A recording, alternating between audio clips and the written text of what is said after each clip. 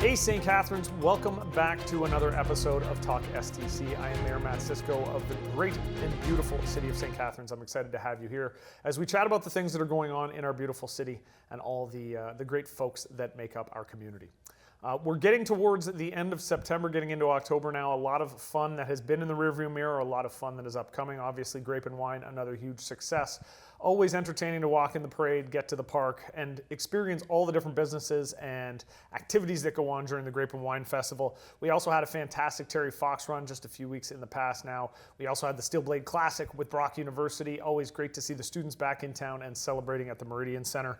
The Hike for Hospice has happened. I got to dress up in a superhero costume for the Niagara Children's Center superhero run. Always a lot of fun. Lots of running going on. That may be a theme of today's episode as well. But it's been a fantastic month, and we are excited now to get into the October season.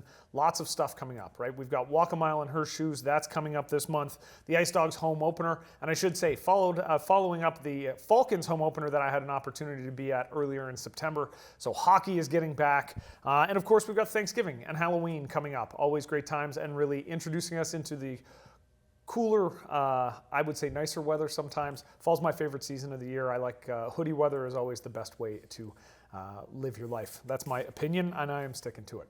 Today's episode, we have a couple of guests. We're going to be starting with Benny Ralston from Runner's Edge. We're going to talk about the importance of being physically active as I launch into my most recent initiative, which is Move STC. So we're going to have a great chat about that and all the things that Benny does to help the community stay active. And then after that, we're going to talk to Brian Appleby. He's our Manager of Transportation Services at the City of St. Catharines. And we're going to be talking about the Active Transportation Master Plan. Hopefully by the time you see this episode, that master plan will be the official plan for the City of St. Catharines. But my first guest is Benny Ralston, the owner of Runner's Edge in St. Catharines. Benny, welcome to the show. Thank you, Matt. I agree with you about fall. It is the best season. It really is, and we'll get into this, but if you're into running, the fall is the best time of the year. Sound of crunching with the leaves, the colors changing. I was just thinking the temperature cool enough that like you feel good when you're running as opposed to sweating or freezing. Right. Well, this is Niagara. It's still humid. That's 100%. So Runner's Edge, been a cornerstone of the Niagara running community since its founding in spring of 2001. You are an incredibly knowledgeable guy. You've got a depth and breadth with running that is unmatched personally, I think, in the Niagara region. But your mission has always been to help every customer find the perfect fit for their running and walking needs. Beyond the shop, you promote community health and fitness. Your dedication to the sport of running and to getting people out and active is impressive to watch. We're going to have a chance to go over that. But again, thank you for coming in today. Oh, thanks for having me.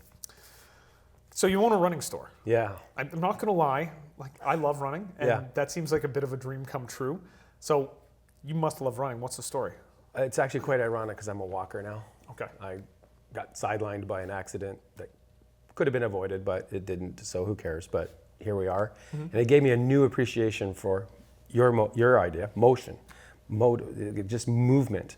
Walking is as good as running when it comes to burning of calories, maybe not so much when it comes to cardio, but I've become a full-fledged walker and I've enjoyed it a lot. My love of running started as a kid, mostly just because I was running away from bullies. Okay. But I found out I was actually pretty good and went through university and high school, provincials, nationals, all kinds of really a lot of fun. Met so many amazing people. Yeah. And of course, I've coached for adults for 40 years, working with children over the last 30 years. And runners are just the most amazing people. They're selfless. They share. They're constantly sharing their water, fuel. You know, I was walking in Chicago, 2007, 2008. It's 104 degrees. You've only got your 4 bottles, and you got to get 10 kilometers going, and it's that hot, and they've run out of water. And here comes this person from Scotland who says, "Here, have some of mine." Yeah. That doesn't happen, you know. We've all been there, right? Yeah. If you're a runner, you know you've gone out on a long run. It's hot, it's humid, it's whatever. Yeah. And like you get 3/4 of the way through, you're like, I don't know if I'm going to make it. Like, I think I got to grab something, but you're out of fuel, you're out of whatever. So, I definitely vibe with everything you're saying there. So you've had Runner's Edge since 2001. Yes. What was the motivation? Well, for me, it was the next progression of my own personal life. Dave Picton, good basketball player from Brock over the years, a good close personal friend. He had this great idea in the 90s. We were like, okay, we're going to open our own running shop. We're going to do our own thing. And when he retired from basketball, he was in Cyprus when I called him and I said, hey, dude, let's get this going. And he's like, yeah, I'm coming home for Christmas. Let's talk. And so we moved forward. At first, it was just, like you said, let's get running. Let's get community. We were voted the fattest city in the country. And we're like, okay, we got to change this. Like this has got to stop. And we started with running groups, and it was fun. Like we did some beginner groups, and that's metamorphed into a thing called Return to Running. We help you return to running because at some point in your life you did run, whether it was because of soccer, hockey, other things, and we're just going to help you get back to running. Yeah. Well, and so it's interesting for me, like you guys are locally owned, locally operated. I think you're basically the only ones that are locally owned, locally operated. Correct, in St. Catharines. But you really have that sense of community around you. And you mentioned the Run Club. Like, it's one of the things that I became most aware of when I first moved to St. Catharines, and we were just down the street from where your store is. You see folks out running and they're carrying the brand, and I was like, Runner's Edge, I'm not aware of that. Okay, well, yeah, it's the locally owned place. But you were operating the first run clubs, and like I look around now and I feel like they're everywhere. And I will just say it makes my heart sing. Yeah. I am. There's two types of runners. There's the type of runner that likes to run with other people, and there's the type of runner that likes to be by themselves. This is their quiet time, and that's me. So run clubs never really been my thing, but I love to see people out and running. But you guys are kind of the originators of that. How did it come about? It really just started with 5 of us getting together and saying, hey, why don't we go to Chicago? Yeah. And we're like, okay, so we're going to plan it a year ahead. And why don't we find like-minded people who also want to go to Chicago? Let's make it a trip. Next thing I know, we have 30 people going to this trip, coordinating. We rented vans. We went down as a group. We had a really good time.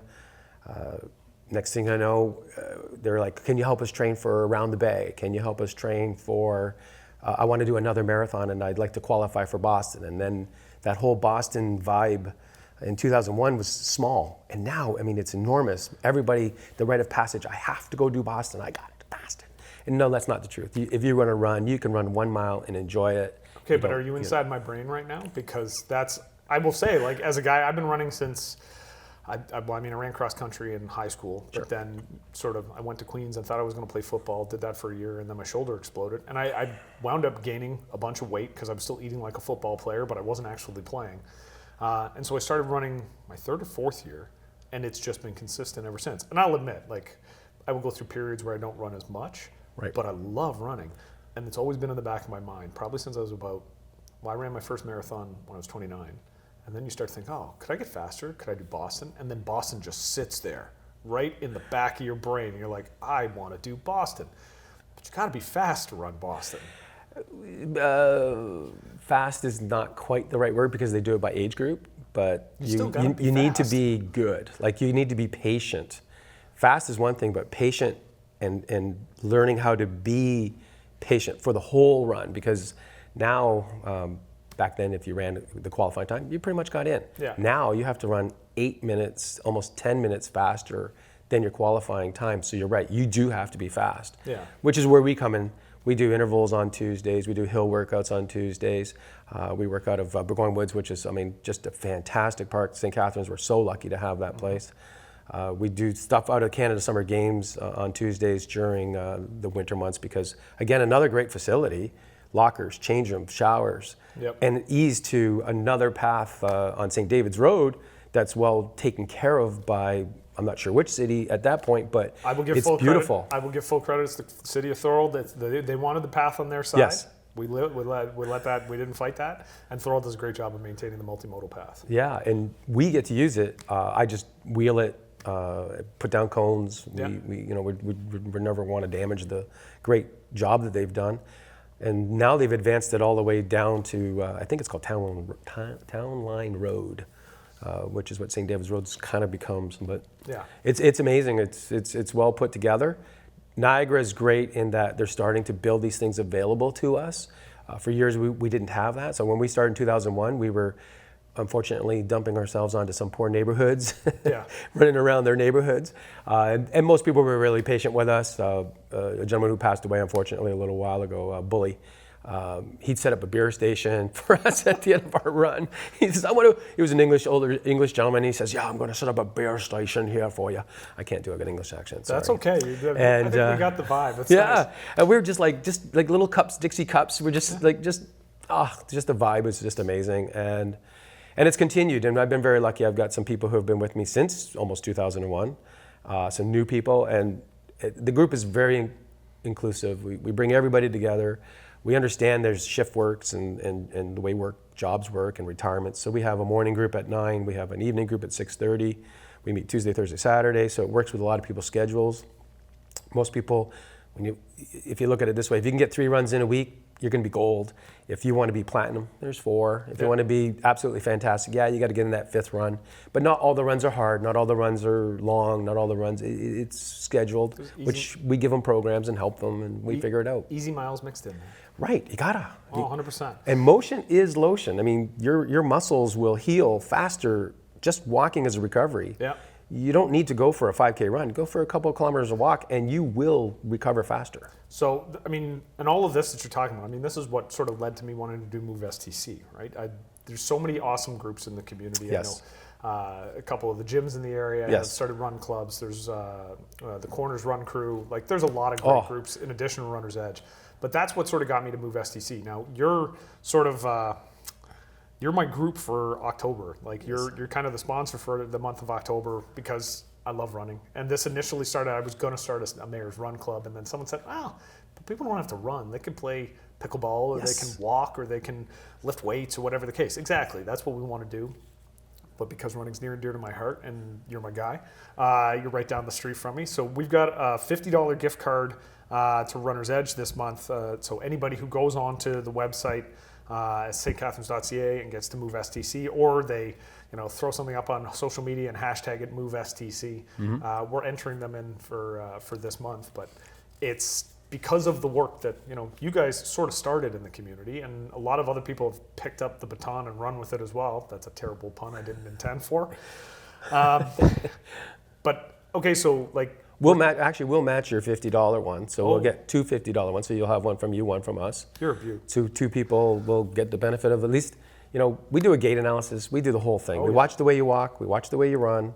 We give you advice on how to run and walk better. The shoes I'm in are because, I was out with Leslie. Yes. And she was like, "Well, why don't you try these?" And I tried them, and I've never gone back. I joke, the shoes I'm in now make my feet feel better after the run than they felt before the run. Yes. I didn't even know that was possible. Yes. So for beginners, because we're, the hope is we're going to get people out and going. What's the biggest, give me a couple top tips for people that maybe want to run or want to just get mobile to start. Sure. First thing to do is, honestly, is reach out to us, because we can tailor it a little bit better towards you. But it really starts with go out for an easy walk, run 10 strides. Yeah. Just run 10 strides. The hardest part for people is they want to go, "I want to do 5K right away." Well, that usually means the next day you can barely walk. So if you want to run, let's start with 10 strides. My son, he's in Oshawa at the moment, where he lives with our grandchildren, and he's starting running again, and he says, "Dad, I only ran 11 minutes today. Like, this is day 5. Like, what are you doing to me?" And I'm like, "Yeah, but this is how you progress." And he's not having any setbacks, and he's enjoying his walks. He's putting in the runs. You do those 10 strides, you do 20 strides, you do 30 strides, 40, 50, 60 in that walk, and just let your body kind of like wake up. Oh my God, we're going to run again. This is amazing. Yeah. And the best part of running, as you know, is the endorphins. It's the accomplishment, the sense of, whoo, look at me, I can run again. Almost every time when I'm out on a run, and whether it's 5, 10, whatever, there will be a moment, and I like to run with music. That's part of the reason why I do it by myself. But there'll be a moment where I almost want to stick my arms out like I'm just flying down the street. And not because I'm going fast, but just because everything feels good. Yes. And I wish I could, like if that was a pill that gave you that feeling, it would be the top selling pill on the planet. And I wish I could help people feel that. Because once you feel it once, you're like, man, I want to do that again. Well, that's what got me. When I was a kid, I mean, never mind where I grew up, but it was not one of those safe environments. And the first time I raced and I won, like, whoa. Yeah. Like, whoa, that's way better than any drug or booze or anything. Like, that's amazing. Oh, yeah. Oh, and then even now, I see beginner runners. We do some 200s in the park at Burgoyne Woods. When they do it, say, in 60 seconds, we'll just pick a time, And then the next time they do it in 57, the elation, the smile, their eyes. I mean, never mind the world record's under 20 seconds. Oh, yeah. But for them, that was their world record. Yeah. And it's just amazing accomplishment. It's just measurable. You can always measure running. 100%. Benny, thank you so much for coming in and joining me today. I appreciate it. Thanks for having me. Runner's Edge, Move STC. We got lots going on. October is the month. And folks, if you're looking to get involved with running, Benny's the guy to talk to. I mean, there's lots of great resources in the city, but Benny's my guy, and he's always taking care of my feet, which is probably the most important thing for me. We will be back right after the break with a little bit more Talk STC.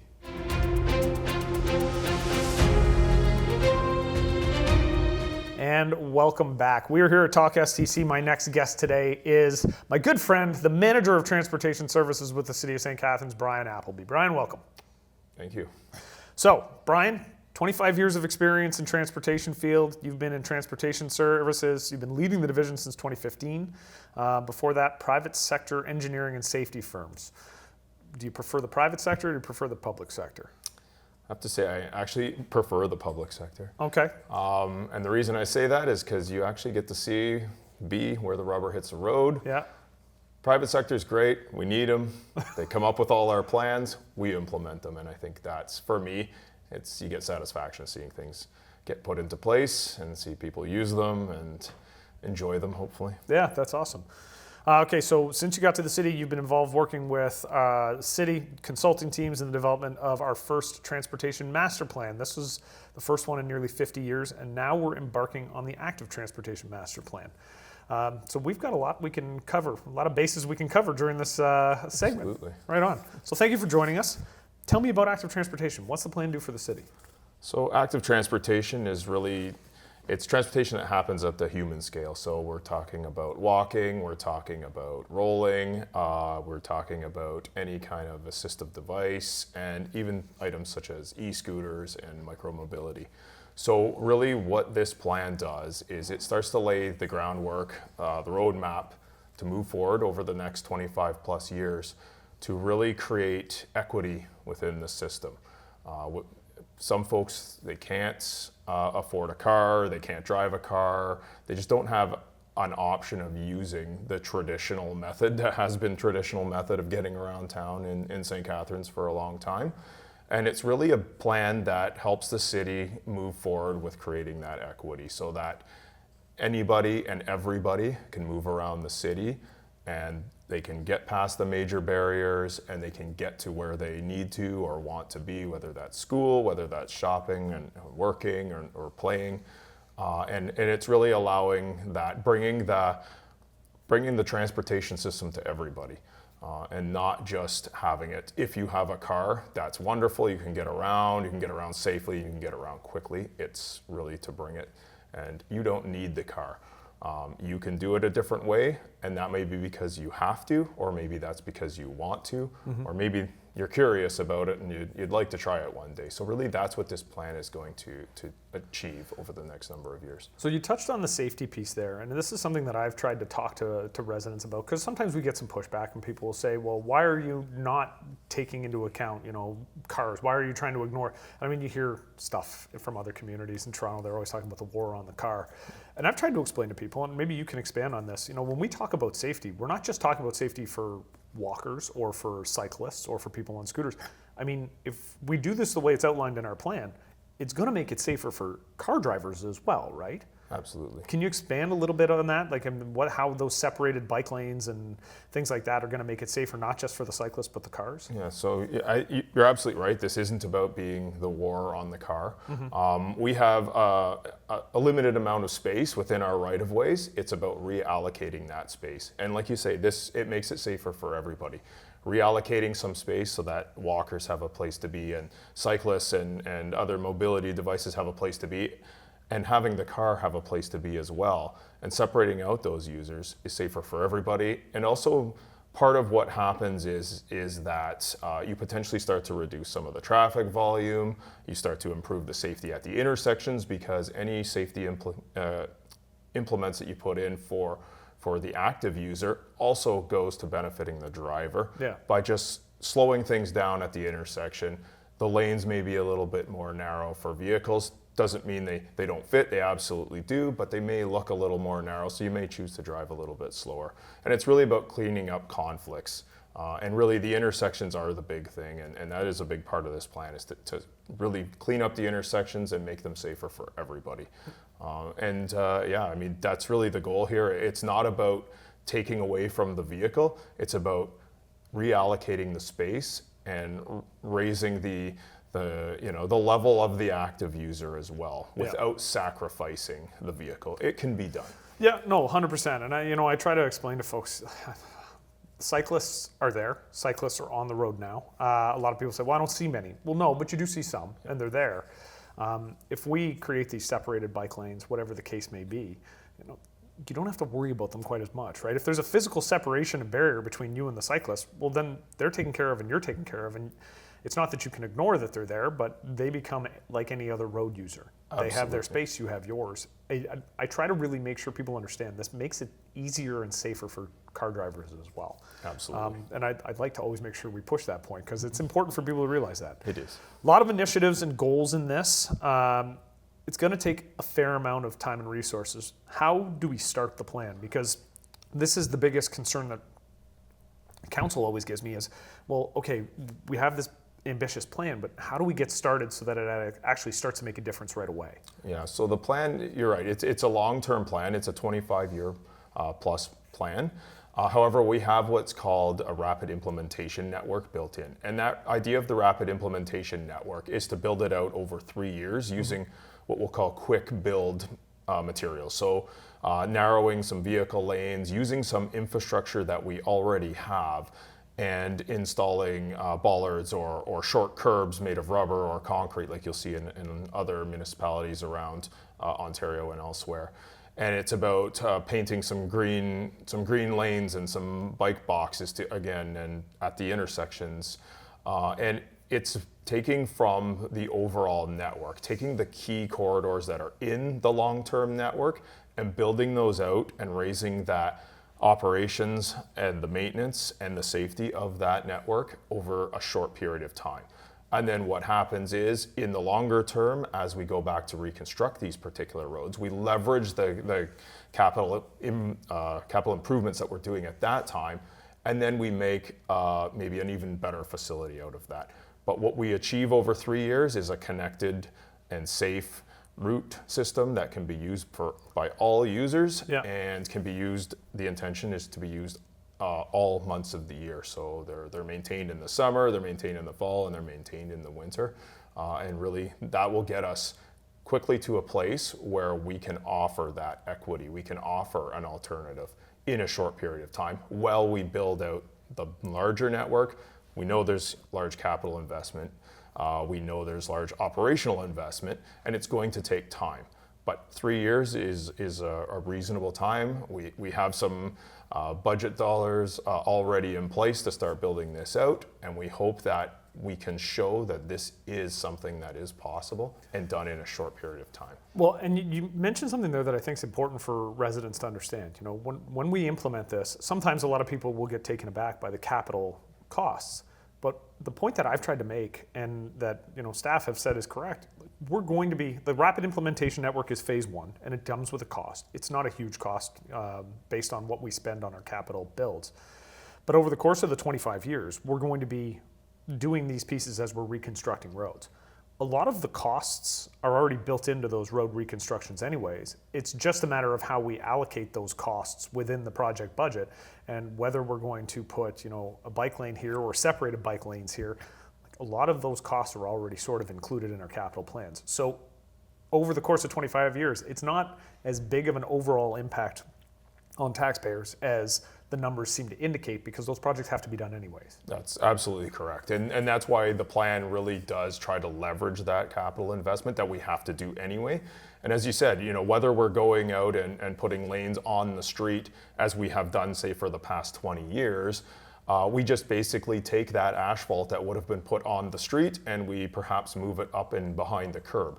So really when you're starting from scratch, there's really not a very incremental cost to actually take the facility you might have done in the past and to the more up-to-date facility, the more safe, the more equitable facility that we would do now. Yeah. So in the grand scheme of things, it's a very, very minor cost, if any at all, especially if the plan was already baked in to have some sort of active transportation facility on there. Definitely.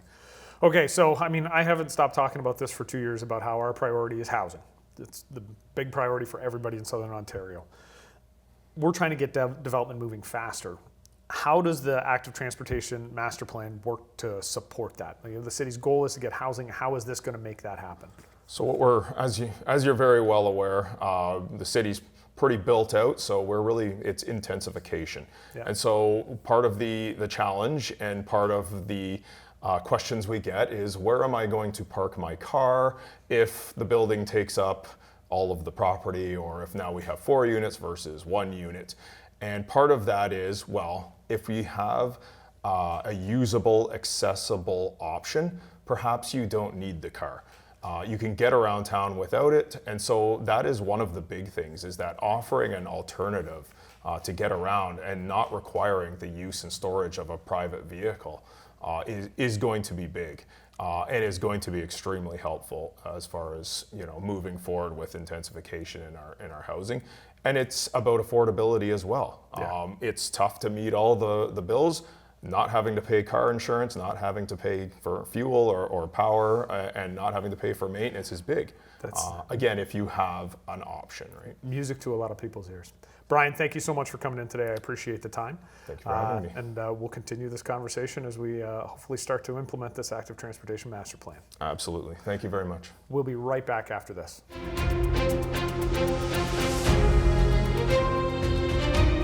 St. Catharines, thank you so much for joining me on another episode of Talk STC. I want to thank Benny Ralston from Runner's Edge. I want to thank Brian Appleby from the City of St. Catharines, chatting about Move STC. You can check that out at stcatharines.ca. And also talking about the city's new active transportation master plan. Really important and interesting work that's going on in the city. I look forward to seeing you the next time, folks, and I hope you'll take the time to tune into another episode of Talk STC.